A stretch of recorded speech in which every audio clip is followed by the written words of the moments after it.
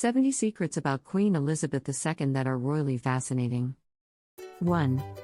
As the Queen of the United Kingdom for 70 years, Queen Elizabeth II was the longest reigning British monarch in history, passing the record of 63 years and 7 months previously held by her great-great-grandmother Queen Victoria in 2015. 2. Prior to her death at age 96, she was the oldest monarch in the world. 3. And the longest reigning female monarch in world history. 4. Queen Elizabeth II was born on April 21, 1926. However, she actually celebrated her birthday twice a year, once in April and once on her official birthday in June, which is often marked with a trooping the color. 5. Queen Elizabeth II's full name is Elizabeth Alexandra Mary Windsor. 6. She was named after her mom, Queen Elizabeth the Queen Mother, as well as her father's grandmother Queen Mary and great-grandmother Queen Alexandra. 7. Then known as Princess Elizabeth, she was given the nickname Lilibet as a child. In fact, Prince Harry and Meghan Markle named their daughter Lilibet Lily Diana Mountbatten Windsor after the Queen and the Duke of Sussex's mother, the late Princess Diana. 8. When she was a child, the Queen gave her sister, Princess Margaret, the nickname Bud. 9. Queen Elizabeth II didn't always live at Buckingham Palace, her main residence, until the 2 years prior to her death, when she moved to Windsor Castle amid the COVID-19 pandemic. According to the royal family's official website, she spent her early childhood years at the London House 145 Piccadilly and at White Lodge in Richmond Park. Her parents also had the Royal Lodge in Windsor Great Park as a country home. 10. As a child, she stayed quite busy. According to the royal family's website, she studied art and music, learned to ride, joined the Girls' Guides at age 11, advancing to Sea Ranger, and became a strong swimmer, winning the Children's Challenge Shield at London's Bath Club at age 13. 11. Queen Elizabeth II gave her first public speech when she was 14 years old, addressing the children of the Commonwealth on October 13, 1940 amid World War II. Thousands of you in this country have had to leave your homes and be separated from your fathers and mothers, she said in her speech for the Children's Hour broadcast.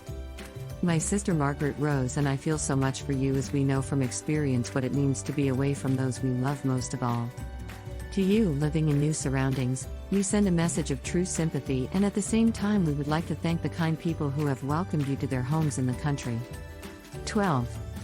She enrolled in the Auxiliary Territorial Service, ATS, in 1945, making her the first female member of the royal family to join the armed services as a full-time active member. During her time in the ATS, Her Majesty learned how to drive and maintain vehicles. According to the National World War II Museum, she started as a second subaltern in the ATS and was later promoted to junior commander, the equivalent of captain. 13.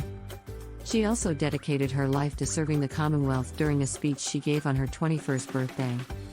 I declare before you all that my whole life, whether it be long or short, shall be devoted to your service and the service of our great imperial family to which we all belong, she said in 1947. But I shall not have strength to carry out this resolution alone unless you join in it with me, as I now invite you to do. I know that your support will be unfailingly given. God help me to make good my vow, and God bless all of you who are willing to share in it. 14.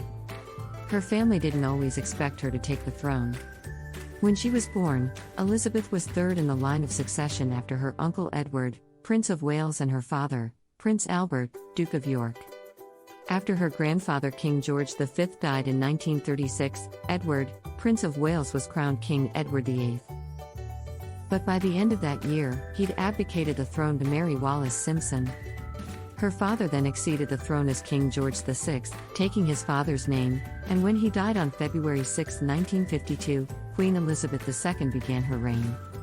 15. After her father became king, Elizabeth prepared for her future role by studying constitutional history and law, receiving lessons on religion from the Archbishop of Canterbury, and learning French. 16. Taking place at Westminster Abbey on June 2, 1953, Queen Elizabeth II's coronation was the first coronation to be televised. 17. During the ceremony, St. Edward's crown was placed upon Her Majesty's head. The crown, which is made of solid gold and encrusted with 440 precious and semi-precious stones, weighs 4 pounds and 12 ounces. Thankfully, this is the only time she's had to wear it. 18. Queen Elizabeth II is the 6th queen to be crowned at Westminster Abbey. Queen Mary I was the first. 19. She's also the 40th monarch to take the throne since William the Conqueror became the King of England in 1066. 20. For her first official engagement as Queen, Her Majesty attended the Royal Maundy service at Westminster Abbey in April 1952. 21. The Queen first met her husband Prince Philip when she was 8 years old and he was 13. They crossed paths at the wedding of Princess Marina of Greece and Denmark to Prince George, Duke of Kent in 1934 and then again in 1939, when she was 13 and he was 18, at Dartmouth Naval College. 22. 7 years later, Prince Philip proposed with a ring by Philip Antrobus Limited that featured diamonds from his mother Princess Alice of Battenberg's tiara. According to the jeweler, the ring features a magnificent 3-carat round brilliant diamond, set in platinum and flanked by smaller pavés set diamonds. Elizabeth's dad asked them to keep their engagement under wraps until after she turned 21, the official announcement coming on July 9, 1947. 23. Queen Elizabeth II wed Prince Philip at Westminster Abbey on November 20, 1947. Like many brides who tied the knot shortly after World War II, she used clothing ration coupons to pay for her dress, which was designed by Norman Hartnell and made of ivory silk. It also featured crystals, 10,000 seed pearls and a 15-foot silk tulle court train. 24. But there could have been a fashion faux pas. On her wedding day, Queen Elizabeth II wore Queen Mary's fringe tiara. But according to the royal family's website, the frame of the gem broke as the bride was putting it on and it had to be quickly repaired. 25. Before his death in April 2021, Prince Philip was married to Queen Elizabeth II for 73 years, making them the longest married couple in the royal family's history. He is someone who doesn't take easily to compliments, the Queen said during a 1997 speech. He has, quite simply, been my strength and stay all these years, and I, and his whole family, and this and many other countries, owe him a debt greater than he would ever claim, or we shall ever know. 26. It was Queen Elizabeth II and Prince Philip who decided to give their descendants different last names than the rest of the royal family. While her grandfather King George V adopted Windsor as the family's surname in 1917, the couple chose in 1960 to also incorporate the Duke of Edinburgh's last name, Mountbatten, and have their descendants carry the last name Mountbatten-Windsor. 27. And yes, she is survived by quite a big crew of Mountbatten-Windsors.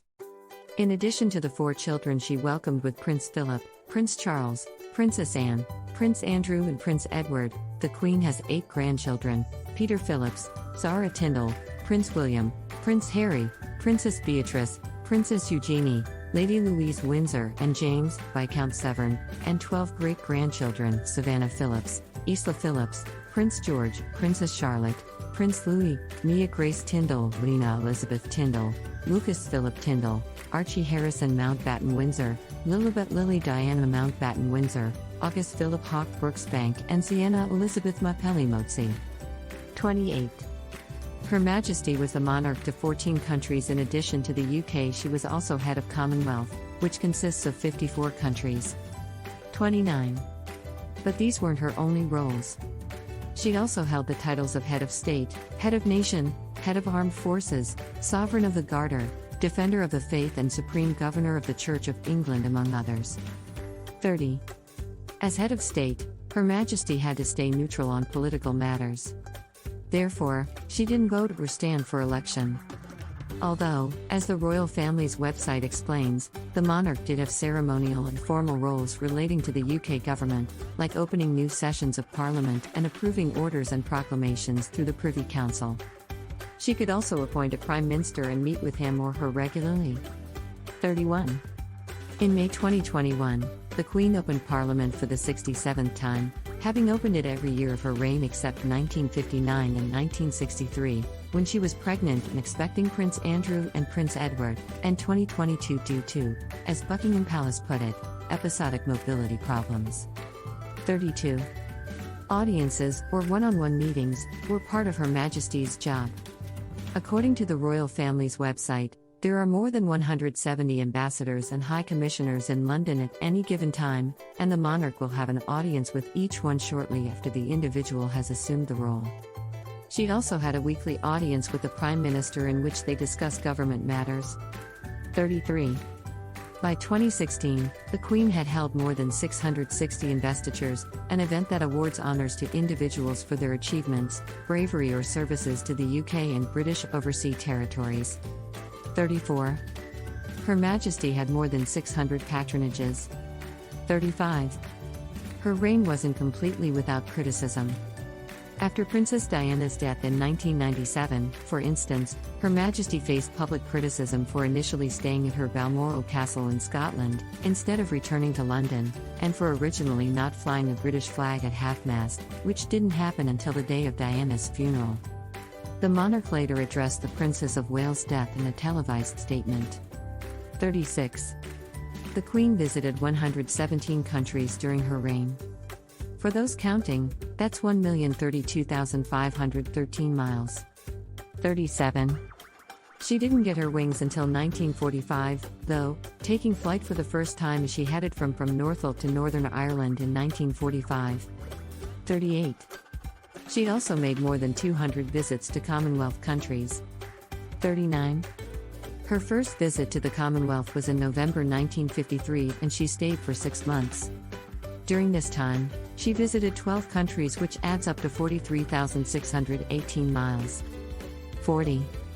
17 years later, while touring Australia, she made her first royal walkabout, a casual stroll among commoners that's become somewhat of a family staple. 41. She christened the Victoria Line in 1969, making her the first reigning monarch to travel on the public transit system, the London Underground. She's just like us. 42.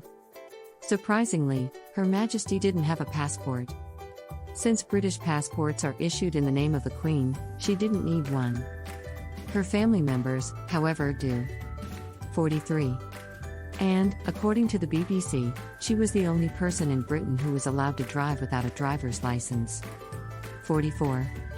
In 1957, she had her very first Christmas broadcast, a tradition that lives on 60-plus years later. 45. And if you're lucky, you may have been one of the 750 people a year who received a holiday card from the Queen, who usually spent Christmas and New Year at Sandringham House. 46. She also gave puddings to employees who worked at the palaces, court post office and within the palace police, distributing about 1,500 every year. 47. You've got mail. In 1976, Queen Elizabeth II became the first monarch to send an email, which was sent during a network technology demonstration at the Royal Signals and Radar Establishment. 48. Almost 40 years later, she posted her first personal tweet, which read, "It is a pleasure to open the Information Age exhibition today at the Science Museum, and I hope people will enjoy visiting." Elizabeth R. 49. It's clear the Science Museum held a special place in her heart, as it's also where the monarch made her first Instagram post. Today, I had the pleasure of learning about children's computer coding initiatives, and it seems fitting to me that I published this Instagram post at the Science Museum, she wrote in 2019 while sharing an archived photo of her great-great-grandfather, which has long championed technology, innovation and inspired the next generation of inventors. Elizabeth R. 50. For those wondering, the R in Elizabeth R. stands for Regina, which is Latin for Queen. 51. At this point, you'll likely think of the Queen and think of her corgis. As it turns out, when she was 18, she received her first pup named Susan. And since then, all her corgis have been descendants of her. 52.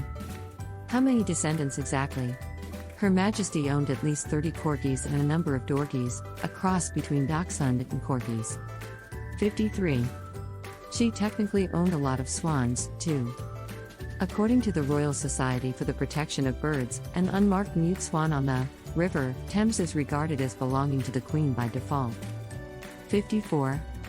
Plus, she received many animals as official gifts, including 2 pygmy hippopotami from President Tubman of Liberia, a sloth and 2 black jaguars from the prefect of Brasilia, and an African forest elephant from President Ahidjo of Cameroon.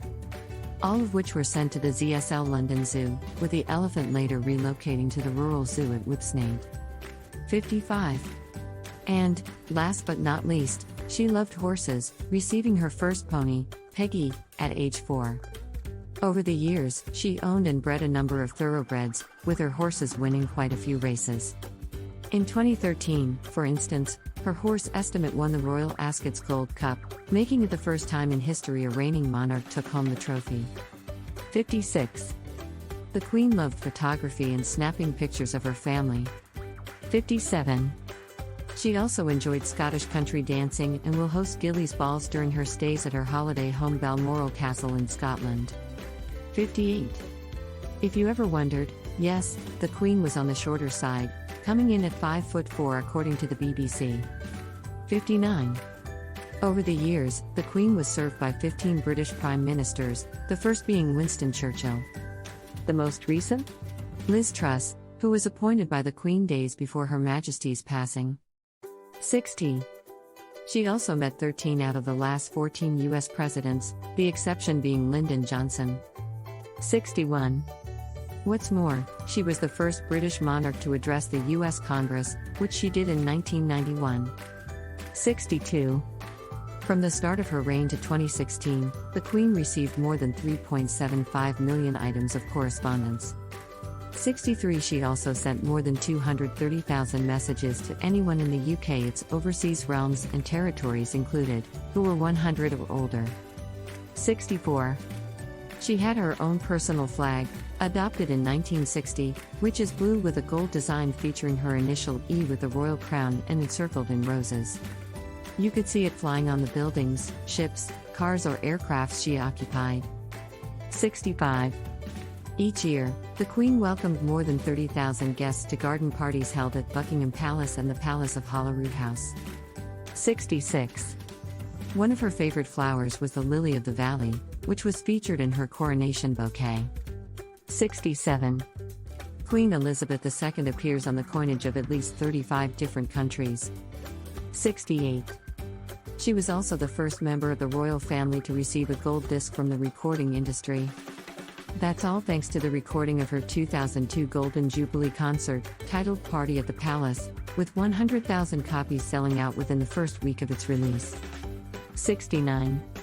She was a totally normal, relatable grandmother. Well, at least according to Prince Harry.